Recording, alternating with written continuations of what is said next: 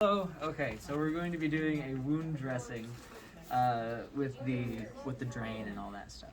So the first thing I'm going to do is I'm going to walk into the room and I'm going to introduce myself and I'm going to explain to the patient what we're going to be doing, and then I'm going to apply hand sanitizer, get that all nice and dry, wait for it to dry, and then I'm going to get gloves, put those on, and obviously gloves that fit me, get it a little bit big, but.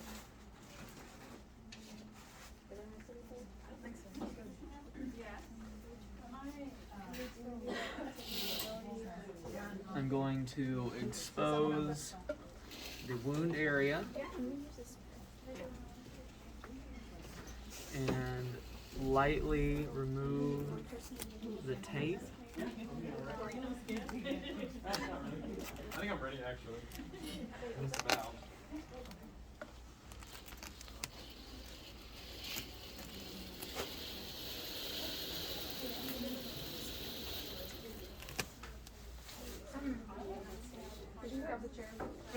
I'll lightly, because sometimes the gauze will adhere to the wound, so you need to make sure to watch out just in case.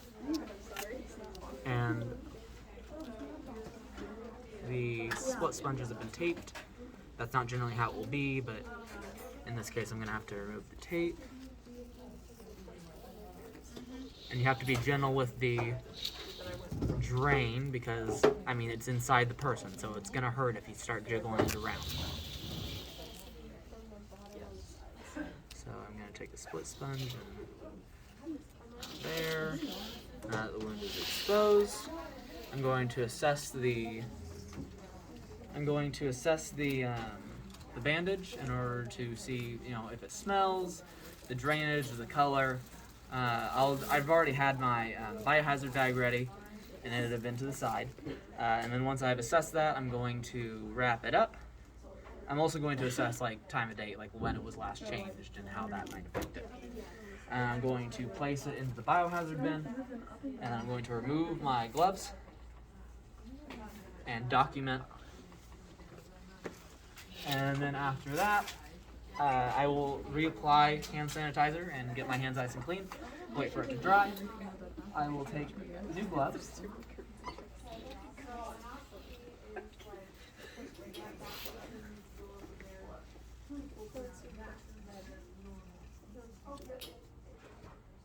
I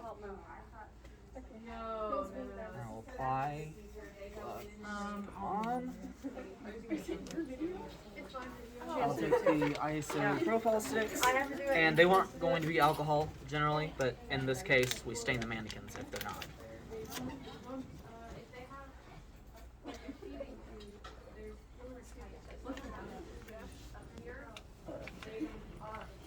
I'm going to take a swab, and I'm going to go down the middle of the wound.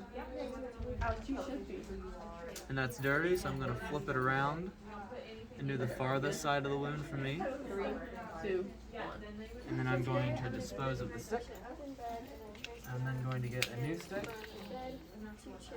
and do the closest side of the wound to me. It's dirty. I'm going to flip it around, and then I'm going to do around the area up there. And it's dirty again, so I'm going to dispose of that. And you need to make sure that you don't wipe towards the area that you just cleaned after you dispose of that second swab stick, otherwise it's going to be kind of counterproductive.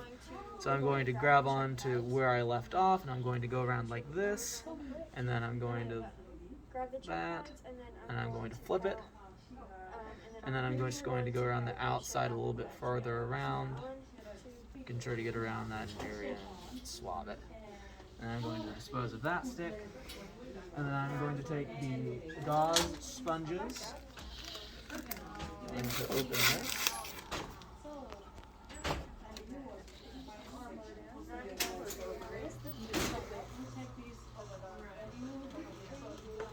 Then I am going to split those and lay those evenly across the wound. I'm going to take these split sponges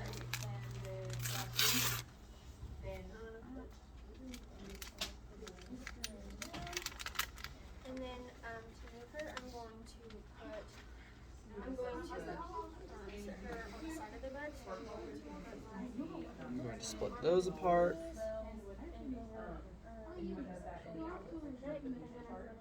There you go. And I'm going to gently, because this can just as much jostle the drain as anything else, and I'm going to put that around the drain in one direction, and then I'm going to use the other one to contain it in the other direction to cover the crack in one thing. So just gently just put it around there. There we go. And then I will take the abdominal pad.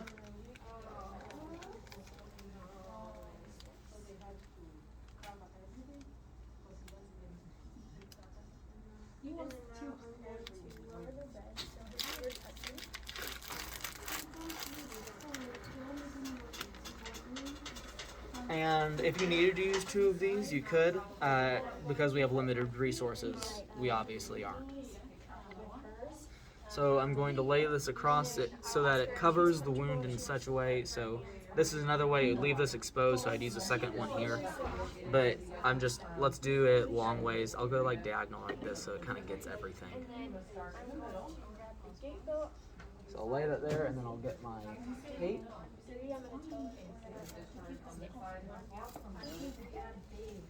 And then we're going to finish. She wanted the chair. I'm going to ask if her knees, the back of her knees are touching the chair. Yeah. Okay. And then I'll put the collar in reach, make sure she's comfortable because the gate's not on. When you should be yeah. Go on. She doesn't kick her at all. Absolutely. Yeah. Yes. Very certain.